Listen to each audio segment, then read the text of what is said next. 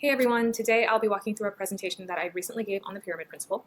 It's based on the concept popularized by Barbara Minto on how to use logic in thinking and communication. I found the introduction to this principle pivotal to my own career and growth as a product leader and executive, so I'm excited to share it with you, not only to help you learn the concept in a simple and quickly digestible way, but also to help you present it to your own teams in a way that is both fun and interactive. I hope you find this deck helpful. If so, please drop me a line, lucy@level380.com. Feel free to reach out if any questions, and without further ado, let's get into it. Cool. So I'm going to go through this presentation basically walking you through how I might have presented it, as well as walking through my thinking if you are the one presenting. So first, we'll have the title slide, ask people if they've heard of the pyramid principle, give a preview as to what it's about, jump straight into a game. What I would recommend as a game to start with is to do something that helps people visualize and understand the difficulty of holding many different thoughts in their minds. So the idea that I liked here was to do a memory game. So essentially each person went in a circle and basically said, hey, I went to the store and bought a blank, let's say an apple. And so then the next person would repeat them. I went to the store and bought an apple, and then add a new item and a banana. And essentially you'd go around in a circle until too many people forget or the game kind of runs out of steam. You can use your judgment, but that's one way to do the game. Another way that would be fun is if you have a big group, you could consider adding a competitive element. You could break it into two groups and have one group go first and then the next group go and compete to see who can get the most in a row. So after you complete the game, then I would go to the next slide, list how many folks got to, hey, you guys got to 9, congratulate them if it's over 7, and essentially give them the concept behind it. Why was that so difficult? Some of you may know the magic law of 7. George Miller, who was a cognitive psychologist in Harvard's Department of Psychology, wrote in his 1956 review in his study of memory that the number of objects an average human can hold in working memory is 7 plus or minus 2. So you guys are doing awesome. And this is an opportunity to somewhat preempt the skeptics, because this science has continually evolved. So the point of this slide is not to focus on the science, but just really to simply get the gist of, look, it's hard to remember many things at once. So you can say something to that vein. Then go into the next slide, tie it back to the groceries example to reinforce the notion. You can imagine this as a real life example. Imagine your partner or your roommate, as you're walking out of the house, asked you for a energy bar or a soda as you said you were going to the store.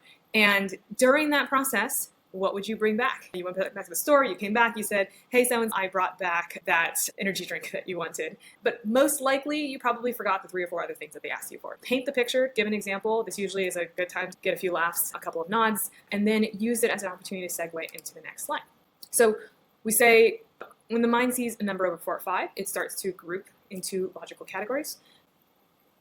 So when you look at this grocery list, for example, naturally your mind starts to group the items that you're seeing into logical categories. So even without you literally group these, you're naturally going to say, hey, a couple of these fit under dairy products, a couple of these fit under fruit, a couple of these fit under vegetables. It feels like it made sense. And that act of organizing things into groups is what cognitive psychologists will sometimes refer to as chunking, which essentially is helping us retain information by reducing the number of items that we need to remember. So instead of looking at a string of 7 digits to remember a phone number, it's much easier for us to remember the chunking of the phone number into 3 different phases. Similarly, instead of looking at 10/27, 1962, it's easier to chunk that into October 27, 1962, because it just gives our minds fewer things to recall. Continuing with the examples, you can ask users what they think the answer is here. You know, I'm sure many of you guys have heard the jam experiment where shoppers were given the chance to sample 26 types of jam or 6 types of jam as it relates to the paradox of choice. So I would ask the audience here, which one do you think led to more sales of jam? Let them suggest. Most people will get the answer right, so you can go quickly through this.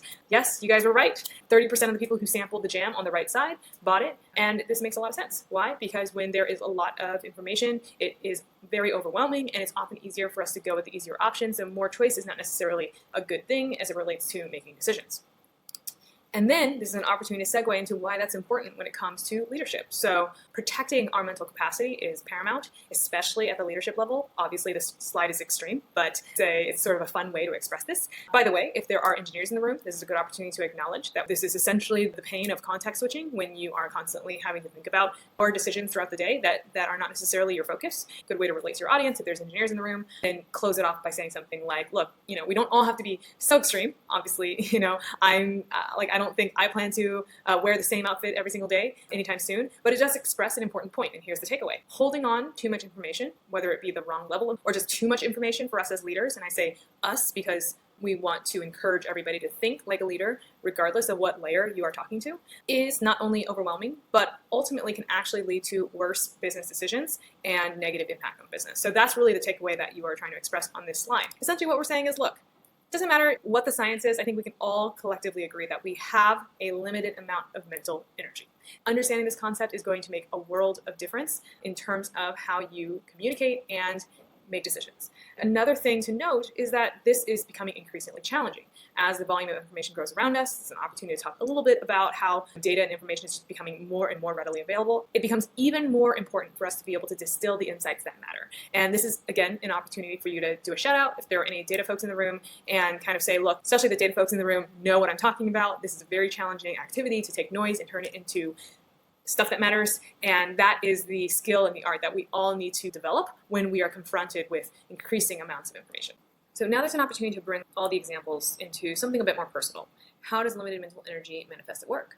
And so, one, it's hard to find the point and grasp multiple ideas at once when there are all of the slacks coming at you at once. Secondly, it can result in ignorance. So as an example, because maybe at a quick glance, somebody doesn't recognize why something is important, they might not respond to you. And then when you're following up with them, they still might not know why they need to respond to you. And so it may not actually be a function of someone not caring about a project or not remembering to respond back to you. It might actually be a function of you not having hooked them in or clearly indicated that you're offering something that matters.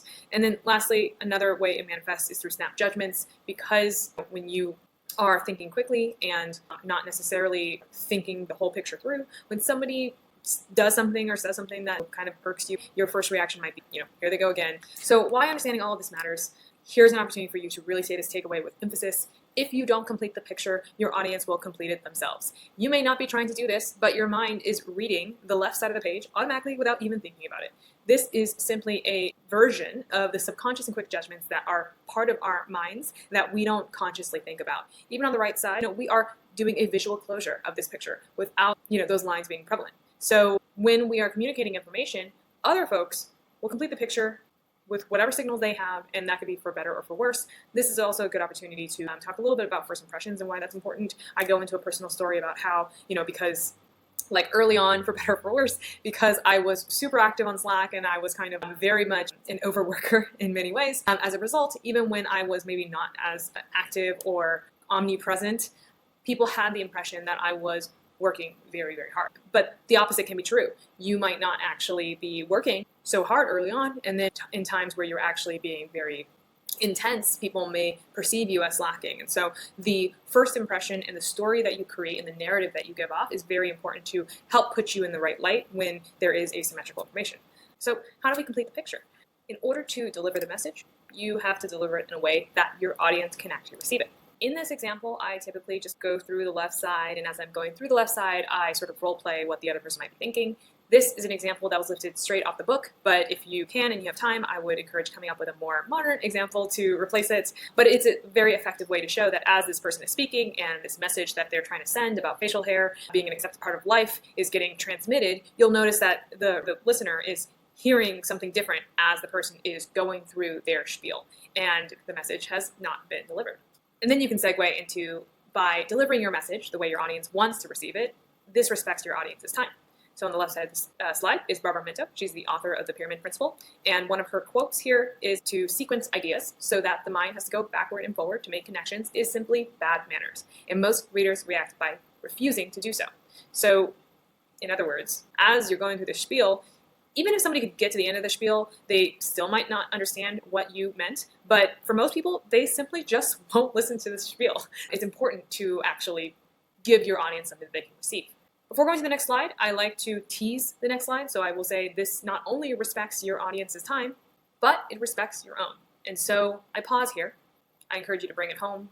Really take a moment to speak with authenticity and create some gravitas, because here is really where this connects to something that matters. Life is short. We want to use our time to do stuff that matters. That could be creating art, creating impact, connecting with each other, leaving a legacy. But what that isn't is talking in circles. It's not running in circles, and it's not burnout. And I would elaborate a little bit on these. Talking in circles could also include frustration, anger, getting nowhere as you're speaking. Running in circles could include doing duplicative work streams that you didn't need to do, or worse, you miscommunicated and now you just spent a lot of time doing something that was a waste of time. Or burnout, which is normally not the result of overwork, but is generally actually a result of not having a sense of direction. We're working on things that we don't feel like matter, or we don't feel appreciated for the work that we're doing. And a lot of this can be driven by a lack of communication because we aren't properly connecting the work that we're doing to the vision at the top or something that aligns with our values. And it's not necessarily the individual, it is the system, it is all of us being able to practice communication that allows us to actually connect ourselves to the whole. So then enter the pyramid principle, an opportunity to shift from here are the challenges and problems to the solution. The art of structuring and communicating logic in a way your audience can easily understand. And here's an opportunity to do another game. The game that I did was I created a bunch of index cards or post-its of different sort of pyramid problems. So it would be like a recommendation, like koalas are not great pets, and the supporting arguments underneath them. I broke people into groups, and they worked together to try to structure the pyramid such that the horizontal groupings made sense and the vertical groupings made sense and the relationships were sound. And that helps to segue into this slide, which is essentially that the pyramid principle seeks to create horizontal and vertical groupings between ideas so that anything underneath a grouping is a very clear summary of the ideas below it. And then horizontally, any ideas that are on the same layer have a clear logical connection. And I don't go into this too deeply into the deck. There's a lot of information we're providing, but I basically say, look, conceptually, there are 4 ways of grouping our logic. 1, deductive reasoning. 2, cause and effect, which is things are a direct result of each other. 3, division of parts, where there's an existing structure that defines why these things are grouped together. And then lastly, which is a very common approach to logical grouping, is categorization, which is where all the things in the group have some sort of shared attribute, such as they are all steps to fix a problem, or all reasons for why dogs are great pets. But the most important thing is there needs to be some sort of consistency tying all of that logic together. The important takeaway is that identifying our logic forces us to pressure test our logic and make sure that it's complete. So here I do a couple of examples. Cause and effect, current approach yields poor launches. Cause 1, the concept. Cause 2, the technique. What's cause 3? This one's pretty easy. Most people say execution, but it's not necessarily that there's something problematic with the execution, but because we broke out each of the causes and we looked at it from a perspective of how they fall in terms of a process, it allowed us to make sure that we at least check the execution to confirm whether that is also affecting our poor launches, because that is all part of the current approach. It's about checking our own thinking. Another example, this is one that I pulled from Netflix, Gibson Biddle, who was former head of product at Netflix, and his article on the top strategies back in 2005. So here's an example of using some bottoms-up logic. They basically had a couple of areas where they wanted to improve at Netflix, and it was important to figure out what is the logical connection or theme that brings these all together.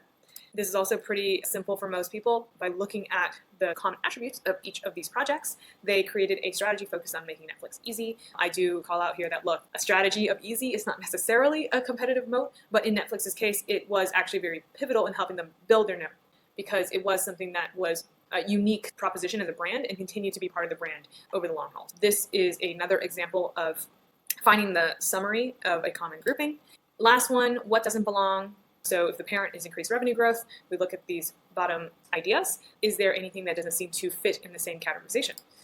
This was the harder one. In this example, the answer here is increase the percentage of power users, and it's because it's not a division of the whole. When you look at the other levers, reduce churn, increase new signups, increase revenue per user, each one of these are mutually exclusive levers that move the metric of increasing revenue growth. They form a complete picture of the different levers that could impact that. Whereas increased percentage of our power users is an overlapping lever, and it actually maybe touches all 3 of these different areas. So even if down the line you say, hey, look, this is one of our strategic areas of focus, from the perspective of clarifying your logic, you can understand that this is not part of this particular grouping as identified as the division of the whole, the levers to impact revenue growth. So here's a recap. To put it simply, the pyramid principle forces you to create clear relationships between your ideas. And why that matters, you first start by synthesizing the levels of abstraction so that you have fewer items that your audience needs to grasp. You can think of this as chunking. Instead of having to grasp 9 items, they're grasping 3 and so on, while making sure that as you're moving up the pyramid, your logical relationships are complete, all the way to the top of the pyramid, which is your point. The one way I like to think about this is essentially you're packaging your information up so that by the time you have your rational recommendation at the top, you've been able to translate it in a way that's easy for people to carry in their minds as opposed to having to remember every single sub-detail at the bottom. If that is how you synthesize your information to create a logical conclusion, I like to have this visual where, look, you're figuring out the answer. That's you climbing up the pyramid. Pause for gravitas. and deliver the most important message, which is now deliver it backwards. While most analysis happens bottoms up, delivering it should happen top down.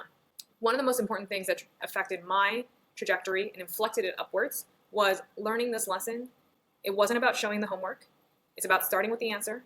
You did the work so your audience didn't have to, and you have the work in case they have questions or they want to pressure test your logic. But you don't need to start with that. Here's an example. You can walk through it. This is the deductive way of understanding that school is closed today. But in communicating it, they start with it at the top, school is closed today, and here are the reasons why. At this point, usually it's probably been an hour. This whole presentation is about 2 hours. Let people take a break. And then once they're back, we can talk about now, how do you communicate top down? So I like to start with an interactive question. The most important rule of communicating top down, let people guess.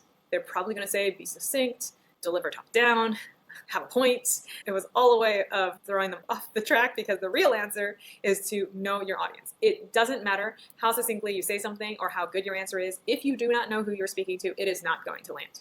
So the most important question to ask yourself is, how will my audience receive my information? I can go through a couple of examples here, and I would encourage you to use personal examples from work. One, what does the person that you're speaking to care about? People are busy, so you have to understand what they care about. You also have to signal to them that you have something new that they care about so that their ears perk up and they go, okay, cool, tell me more. Next, you have to understand where they are. How looped in are they?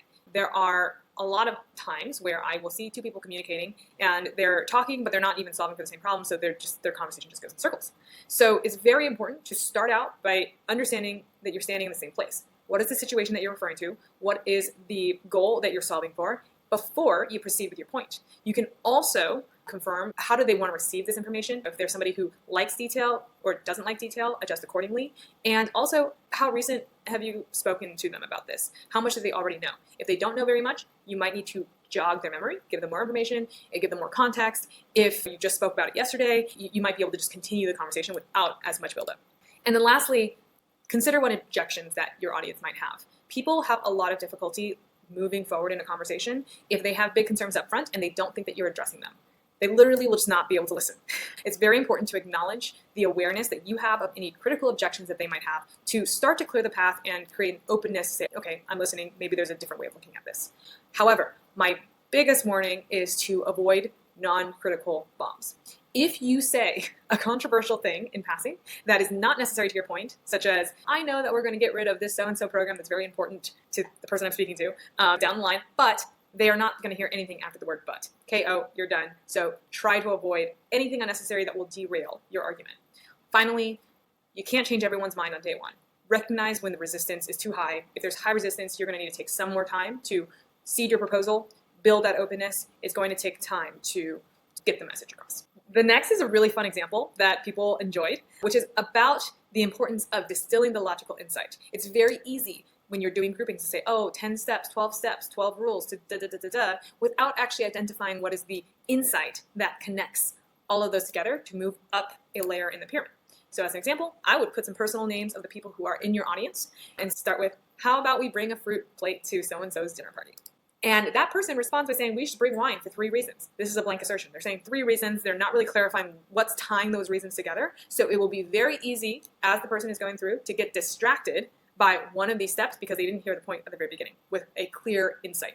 So in this case, so-and-so wants to have a good time, so-and-so loves wine, so-and-so has some, I would incorporate some fun distracting fact here. In this case, the person we were speaking to did not like to eat oranges. And so then I asked the question, what does so-and-so bring? Now, what I would do is I would buy some fruit, buy some wine, hide it, and ask people what they think so-and-so brought, and hand out the plates and cups depending on whether they chose fruit or wine. So if you chose fruit, give them a plate. Chose wine, give them a cup. And say something like, so to make this real for you guys, we're going to hand out some plates and cups in anticipation. People will be like, do you actually have real wine or fruit? Deny, deny, deny.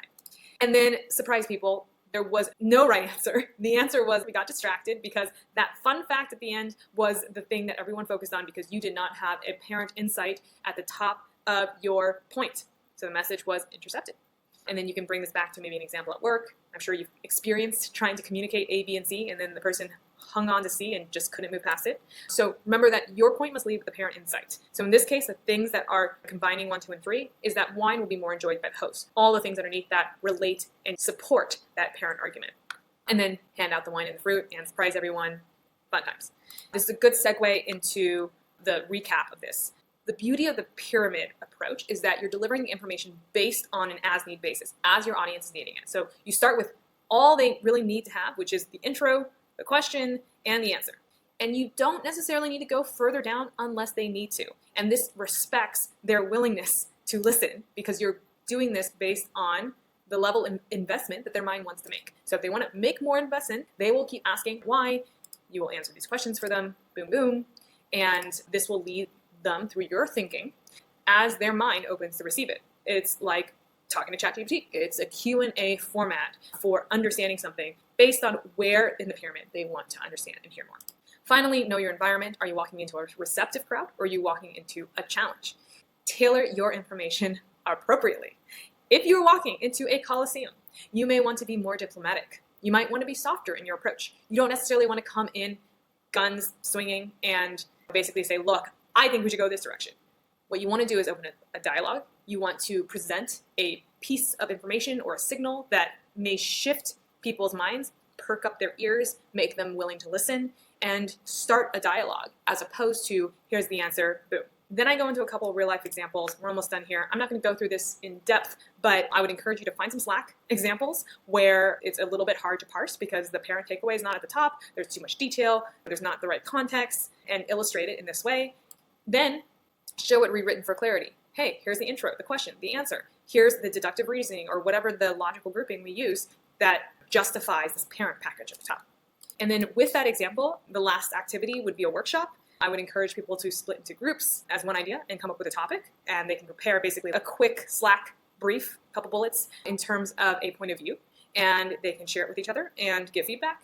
And the second idea would be to, if you have a good example, it's hard to find an example sometimes without putting someone on the spot, giving somebody a real example and having them take a proposal and rewrite it for clarity. So that closes this presentation. Hopefully everyone's already buzzing off of the wine and drinks and the fruit, and they're really happy with the information that you've shared. Hopefully you learned something as you were going through this process as well. I have some additional resources in the back around other tips in case you want to pull these out or want to use for your own reference. But one call out I just want to make is that if you want to get more resources like this, or if you want to get the book yourself, there are links in the back here. And I know I went through that relatively quickly. If you have any questions, you can always reach out to me, lucy@level380.com. And I hope that you found this valuable. I highly encourage you try to leverage some of this approach into your everyday work.